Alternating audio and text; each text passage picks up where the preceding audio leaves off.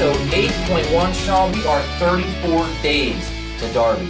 It is coming up fast. Where did December go? And really, honestly, where did January go? Really? What's happened? Was like just kind of chugging along, but January was just that fast to me. Gone. We are here on this past weekend, January 31st. We had 3 tournaments in the area, and honestly, they were good tournaments. I really enjoyed. Yeah, they were. They really were 3 solid tournaments. The entire fields and great stuff. So we had Watkins, and we had Delaware, and we had Groveport Madison hosting tournaments. So those were great stuff. We also had the state duels sprinkled in there. We have we're coming up on the end of OCC information, like sectional draw. Yes, today. sectional draw happened.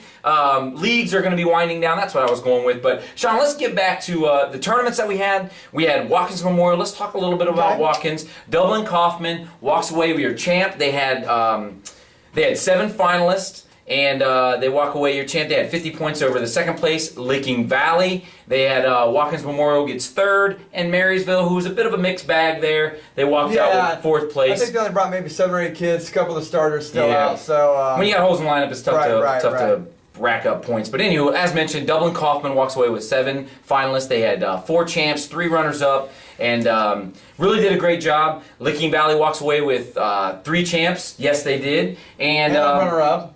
And a runner-up, most certainly. Yeah. And as your theme always goes, Watkins Memorial, the host school, ends up with 2 champs. They had the lead boy at 13, and then the other lead at 132. I love when a home team gets a champ. And you know, I highlight a match real quick for the Watkins tournament before we get away from it too fast. 138 pounds, Dublin Kaufman brings in Demas, and Licking Valley lines up Martinez. I think he was undefeated at that time. Yes, yeah. Martinez was 25-0, I believe, at that time. Most certainly. And we talked about him a little last year, and just stumbled there at the state tournament. Came a match away from placing, but he's definitely good. He's got a lot bigger, stronger, and he ends up wrestling the match. Final score 3-1. I know, and I don't think I ever thought a match that Demas ever wrestled against anybody would have only 4 points scored on. Maybe in the first period. I mean, this guy's a highlight reel. He really is. Demas is very good. So Martinez, to hold it 3-1. Shut him down there and keep it respectable. I expect both those guys to be on the podium late in the year anyway. So most certainly. Good match. Watkins Memorial. There's your Watkins Memorial tournament. We also had a tournament up in Delaware. Bring teams from all over the state to Delaware, and it's a great tournament, great event, and a great field. Sean, what were some of the things at Delaware? Tell me about the Delaware tournament. Yeah, Delaware hosts this mega tournament every year. As Mark said, they bring in top teams from all around the state. They bring in Massillon Perry, I think, who's been there for a while now. They're actually ranked #1 in Division I in the state, but they win the tournament by 100 or so points. I mean, they're just pretty solid there. But Central Crossing does get 2nd there. Old Tangy Lewis Center gets 4th. Most certainly. The home team comes in 5th there. But Central Crossing, as Mark said, really starting to click here. They had 3 champs, 3 finalists. Maddox wins it at 13. Fusner wins it at 95. Then Teacher wins it at 285. The home team also had a champion in Greg Brusco, who just keeps racking up tournaments after tournaments. Coming off that big top gun win there. Yep. Martinez gets 2nd to the aforementioned Fusner. Old Tangy, the Lewis Center, right there as well, had 2 champions with Nate Hall and Connor Slade. But I guess one of the big matches coming out of there is Gio DeSabato upending McCauley from Massillon Perry, who's been ranked anywhere from number 2 to 4, pins him in the first round. We talked about this guy a little bit a couple months ago at the beginning of the season when he wrestled Chase Colton. I said, hey man, I've seen this kid. I know they lost to Chase Colton there, but this kid's really a gamer. I really expect him to be something late in the season, and boom, 2 months later, that's exactly what he's doing. I really think this guy is just going to be dangerous because he wrestles so calmly, and I know I talk about that with a couple other people, but man, this guy's a gamer, so great win for Gio, great job. Excellent. Let's move to the Cruiser Invitational now. We were on site there. We taped the finals. We should be able to get those uploaded. I'm probably going to try a little something different for the website, get 2 computers going there, and try to upload them a little sooner. We did have some big matches. There were some great big matches, man. There really were. The gym was rocking. It's a small gym, so people are loud, and you bring in a good fan base, you're going to have a lot of people there. And Mason walked with the tournament. They had over 300 points, but Pick North comes in 2nd. Taze Valley comes in 3rd, and I think Pick Central ended up coming in 4th place. So who got 5th? I do not know the answer to that. I do. Do you? It would have been Bishop Hartley. Oh, Bishop Hartley. Did they? Hartley, yes. Well, Bishop Hartley had a champ at one. Or I'm sorry, they had a champ and another finalist at 220. Excellent. No, they had 2 finalists. Yes. Right. Chris Hill at 13 and Croswell at 220. But 106. Caleb Brooks does a great job. Man, he is he is very good. Let me tell you this. Caleb Brooks is a very good wrestler. I watched him a little bit. He's good at the second, third, and fourth move. If you stop his first, he's going to his second, and he's very tough. So he did a great job. Walks away with the big bracket. Who else? Pick North has 4 champs. They had Laney, Notestein, and then they also had T-Mac, Tyler McCafferty. And they also had Jeremy Mann at 182 as a finalist. So he gets second, most certainly. Who else had some champions?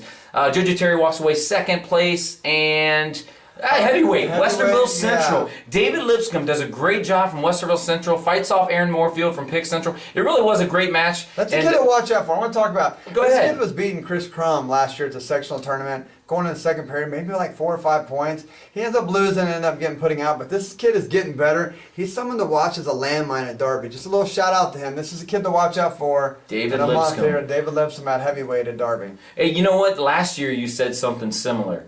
A kid, maybe it was, I forget. Last year you started off. A kid got beat in the sectional tournament at Marysville. Okay. He got beat by Tanner Miller and Anthony Alexander. Goldsmith Where's from Westerville North. Yeah, exactly. Where is he at today? You say the kid wasn't even a district qualifier. He can't be that good. Guess what? He's not bad, man. He's certainly good. Well, there's your 3 tournaments. That's a look back at what happened last week. Let's look ahead at what's going on this week. Sean, we got the state duels. Break that down for me. Yeah, great. Like Mark said, a great week of wrestling coming up. We don't have to wait to Saturday to see an excitement because Wednesday, the semifinals and the regional finals of Region 5 and Region 6 is what Central Ohio represents. The top one, we have Delaware Hayes taking on Westville North and Tays Valley taking on Lancaster. What ironically is the same match which we had last year in the same region. I think that's crazy to me that happened. But yeah, great wrestling there. And then the other region. Wait, is it taking place at the same gym? That's correct. Unbelievable. Westerville North, Wednesday night. You ain't got nothing going on. Get there. Get there. But if you don't live in Westville, you live a little bit more west. The other region will be at Central Crossing High School, where Central Crossing will take on Bradley, and then we'll have a rematch of Dublin Kaufman against Marysville from the OCC and the other half there, and they'll meet there. A great 8 teams there. I mean, whoever thought Dublin Kaufman would be at this point? I mean, these guys came out of nowhere. Like, nobody had these guys ranked at the beginning. Nobody was talking about Dublin Kaufman. About these guys. But great thing in wrestling, Mark said. Tournament this weekend. Central Crossing is having a big tournament. They really revamped it from last year. Westville North is going to be there, but they're going to be a little bit of a mixed bag. I think they're going to bring maybe 4 or 5 stars and the rest of backups. But Mount Vernon's going to be there. Central Crossing's going to be there. Tates Valley's going to be there. Amanda Clear Creek's going to be there. Hilliard Darby's going to be there. And Licking Heights is going to be there. So once you leave Wednesday from one of the sectionals, one of the sites you go to for the regionals, drive over to Central Crossing, sit in the parking lot for a couple of days, and get ready for a fantastic tournament. I'm not afraid to do that. I'm sure we've probably done that before. Most certainly. But just asking right now, did you want to go to one of those? Go to one of us. Yeah, we will be covering one of them. We're not sure yet. We gotta cast some lots to figure out which one we'll either be at Westerville North or we'll be at Central Crossing on Wednesday to follow one of the regional finals. So. Well, we did mention we had a huge week of a wrestling, huge weekend there, and we're gonna get to our athlete wrestler of the week. But before we do that, Sean, I don't know if people are noticing, but I didn't wear my shirt today. I had a crazy busy day. We had the sectional selection, had to go straight from there, all that jazz. But a little fan appreciation for you. I wonder what this was you had here. I figured you would, but let me get a little close. Talk a little bit about this, Sean. A couple weeks ago we talked about Watkins Memorial being at the Olentangy Orange Tournament, how their fans are crazy and just drove them when we were at the Groveport Madison Invitational on Saturday.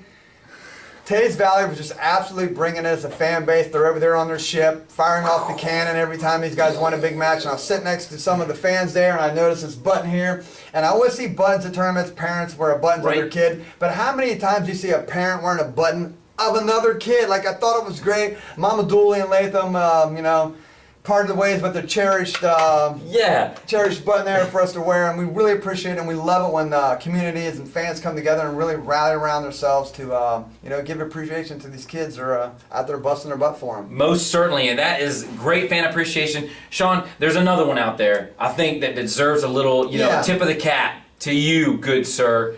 Yeah, we the Ryman Invitational. Riemann, I'll go Riemann. Riemann Invitational was this weekend. I read a little write-up about him on the internet about everything the family does, and I was telling Mark all year, like, anytime I go there to Delaware for their massive super duels they had in December, or the 2x4 I went there for to watch them wrestle Mount Vernon on Tangi. Kevin always comes up to me. He gives me the lineups, the teams there. I mean, really gives the information I need to accurately report what I see there, and I really appreciate him doing that, and I really appreciate Delaware, what they do to not only promote the sport within their own town, but promote the sport within the district. So great job to you guys, and thanks for everything you do. Absolutely love it. Fan appreciation, there it is. We have Wrestler of the Week. Sean, honestly, it was close. I really did, I mean, we've already mentioned a couple of them. I thought Demas had a great win. Lipscomb had a great win. Cody Notestein avenging a loss from just a couple weeks back. The lead boy at 32. Just, we had to size these up. Which one on the list? We're looking at them, prioritize them. Which one deserves Wrestler of the Week? Which one deserves the shirt, Wrestler of the Week shirt? Sean, in the end, who did we decide? You know, in the end, I don't really think it was close. It's Gio DeSabato, Hilliard Davidson. This kid is just like a ball of fire right now. I mean, he's really just all yours. Come on top. Like I said, that was a big win and a great tournament there. And this kid is going to be dynamite here in a couple weeks at the sectional and district tournament. So congratulations, Gio. Great job, and keep it going, buddy. Heck yeah, looking forward to seeing you at sectionals and districts. Sean? I think that's it. Do you think that's it? I think that is it.